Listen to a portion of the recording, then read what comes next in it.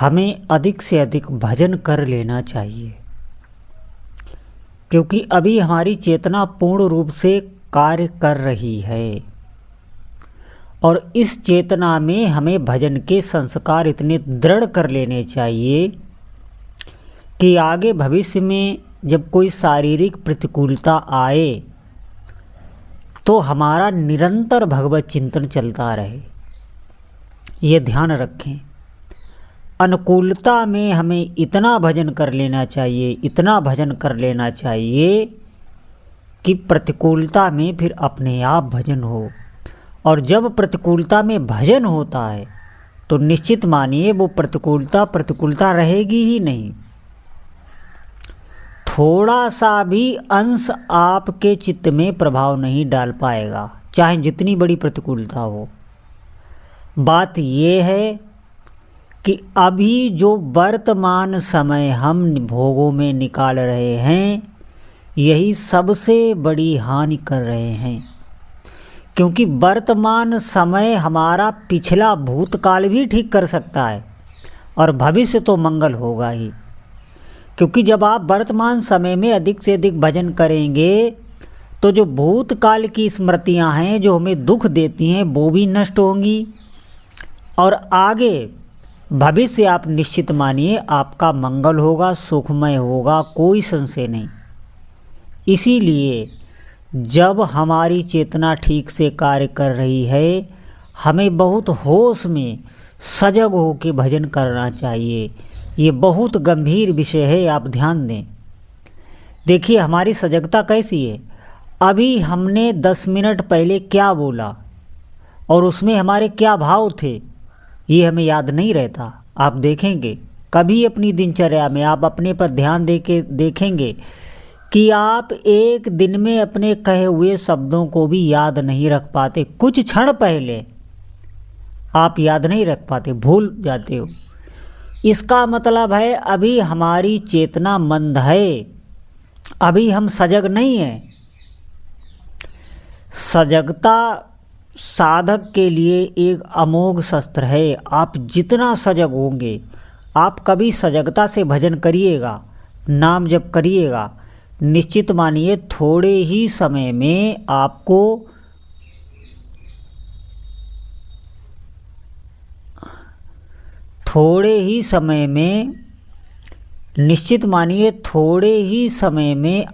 जप में आनंद आने लगेगा, रुचि लगने लग जाएगी। अभी हम जप में तो सजग नहीं रहते लेकिन भोगों में हम बहुत सजग रहते हैं। हमारा चित्त इतना चंचल रहता है तभी ये हमें सब विस्मरण होता चला जाता है। माया आप देखेंगे आपको सब कुछ भुलाती चलती है, सब कुछ आपको विस्मरण कराती चलती है और ऐसे ही जीवन निकलता जाता है। हम दूसरों को तो देखते हैं कि ये जवान से बूढ़ा हो गया, अब इसको बहुत कष्ट है। दूसरे की बीमारी भी हम देखते हैं, दूसरे के शरीर पर कोई बीमारी बड़ी आ गई उसे भी हम देखते हैं, दूसरे की मृत्यु भी देखते हैं। हम संसार में हमको सब कुछ अनुभव हो रहा है लेकिन हमारे मन को माया मोहित करे रहती है। हम अज्ञान में रहते हैं, हम जान ही नहीं पाते और हमारा समय निकल जाता है। इसीलिए मैं आपको बता रहा हूँ, भले ही हमारी कोई कामना पूरी ना हो पा रही हो, अभी हमें भले भजन से लाभ ना मिल रहा हो, आप जब तक आपका शरीर स्वस्थ है, फिर मैं कह रहा हूँ इंद्रियां काम कर रही हैं, आप अधिक से अधिक नाम जप करिए, नाम जप का अभ्यास बना लीजिए। नाम जप आपकी रहनी बन जाए तो आपका जीवन सार्थक हो जाएगा। नहीं तो आप समझें कि जब कोई प्रतिकूलता आएगी, कोई शारीरिक कष्ट आएगा तो सारा आपका मन, सारा आपकी इंद्रियां उस दुख में ही लग जाएंगी, व्यथित हो जाएंगी। आप भगवत चिंतन नहीं कर सकते, आप व्याकुल हो जाएंगे, आप परेशान रहने लगेंगे। क्यों? क्योंकि मन को जहाँ लगना चाहिए था वहाँ हमने लगाया ही नहीं। इस मन को भगवान में ही लगाने से सुख मिलेगा, ये बात समझ लें। वहीं लगाने के लिए ही हमें ये जन्म मिलता है। इसलिए हम इस बात पर चिंतन करें, वर्तमान समय हमारा चाहे जैसा भी चल रहा हो, उसकी हम भजन से कभी तुलना ना करें। आप भजन करिए, निश्चित आपका मंगल होगा। आप वर्तमान की भौतिक सुविधाएं या आप कष्ट में हैं, आपको कुछ समझ में नहीं आ रहा, अगर आपको भजन समझ में आ रहा है तो आप निश्चित मानिए आप सबसे सौभाग्यशाली हैं, सबसे सौभाग्यशाली हैं। भले ही कम आवश्यकताओं में आपका जीवन निर्वाह हो रहा हो, और अगर आपका भजन हो रहा है तो आपसे बड़ा कोई भी भाग्यशाली नहीं है। वो बहुत ही दुर्भागा है जिसके पास सब भौतिक सुविधाएं हैं लेकिन भगवान का विस्मरण है, उससे बड़ा कोई अज्ञानी नहीं। निश्चित मानिए ऐसे व्यक्ति की मृत्यु के बाद, आप विश्वास करें हमारी इस बात पर, नीच योनियों में ही वो डाल दिया जाता है। क्यों? क्योंकि आप देखेंगे पशु पक्षी जो भी योनियां हैं वो भजन छोड़कर और उनकी दिनचर्या मनुष्य की तरह ही है। काम क्रोध लोभ मोह, बच्चे पैदा करना, घर गृहस्थी सब उनको आता है, ये किसी ने उनको नहीं सिखाया। लेकिन कोई भी आपको भजन करता हुआ दिखाई नहीं देगा। इसीलिए वो बहुत भाग्यशाली हैं जो भजन में लगे हुए हैं।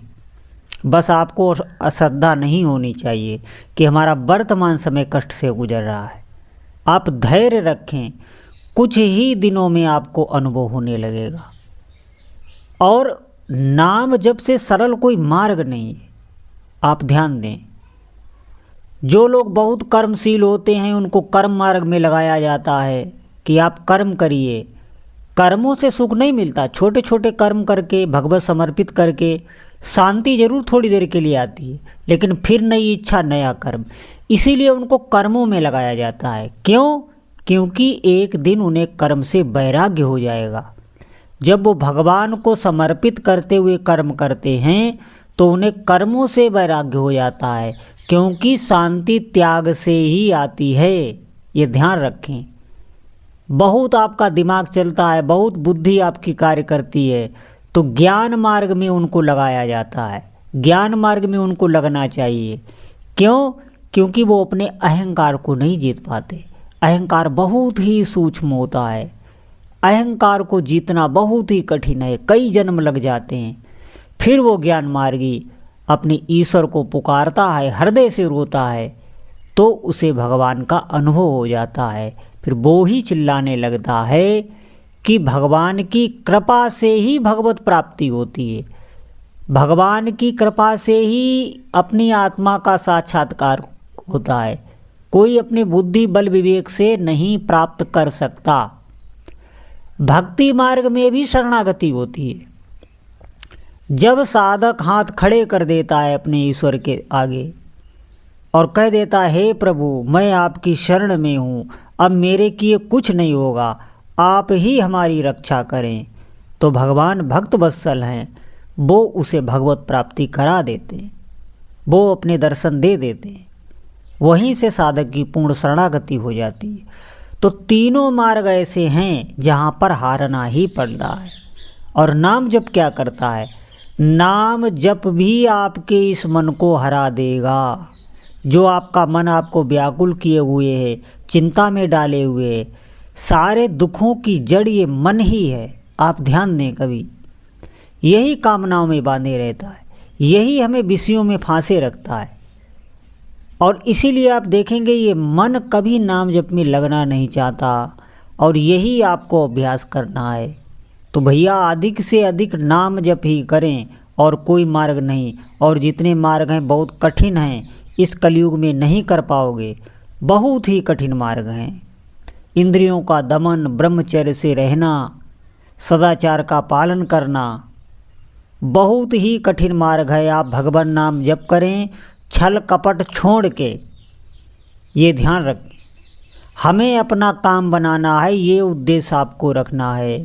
हमें भगवत प्राप्ति करनी है, हमें अपना जीवन अपना कल्याण करना है। इस उद्देश्य से इन सांसारिक दुखों का पहले आप विश्लेषण करें, तभी आपका उद्देश्य बनेगा। आप ध्यान दें, आप पहले ये ध्यान दें कि हमें सुख कहीं से नहीं मिल सकता और शरीर छूटना ही छूटना है, साथ हमारे कुछ जाना नहीं है, तो हम करें क्या। और एक बात ध्यान रखें, आपका कोई अपना भी नहीं है। और एक बात ध्यान रखें, कोई भी व्यक्ति आपको निस्वार्थ प्रेम नहीं करेगा। आपको प्रेम कोई नहीं करेगा, सिर्फ ठाकुर जी के अलावा, जो भी आपके उपास्य देव हो। इसलिए इस बात को गांठ बांध लें, आप अधिक से अधिक नाम जप ही करें, यही एक मार्ग है। जितना आप नाम जपते चले जाएंगे निष्कपट भाव से, हम प्रभु के लिए ही प्रभु का भजन करें और किसी व्यक्ति के साथ कोई छल कपट ना करें, दुर्व्यवहार ना करें। क्यों? क्योंकि सबके भीतर वही हमारे आराध्य देव ही बैठे हैं और उनको हम रुला के, उनको कष्ट दे के हम कभी भजन में आगे नहीं बढ़ सकते। ये ध्यान रखना, कभी भी किसी के साथ हमें अहित नहीं करना, परोपकार ही भावना रखना है। और आप भजन करें तो आप देखेंगे थोड़े ही दिनों में आपको चमत्कारिक लाभ होने लगा, आप खुद अनुभव करेंगे। जैसे भोजन करने के बाद तृप्ति हमें खुद मिलती है, हम किसी दूसरे से पूछने नहीं जाते, इसी प्रकार आपकी ही शांति आपको मिल जाएगी, आपका ही आपको अनुभव हो जाएगा। जिस सुख के लिए हम अनंत काल से भटक रहे हैं, इसी जीवन में वो हमें प्राप्त हो जाएगा। उसके बाद कुछ पाना शेष नहीं रहता, कोई कामना नहीं रहती, पूर्ण हो जाता है। जीव पूर्णता को प्राप्त हो जाता है, पूर्ण तृप्ति, पूर्ण संतुष्टि मिल जाती है। तो सभी साधक ध्यान रखें, वर्तमान समय जो हमारा अभी समय चल रहा है, इसमें हम अधिक से अधिक नाम जप करें। बोलो जय जय श्री सीताराम।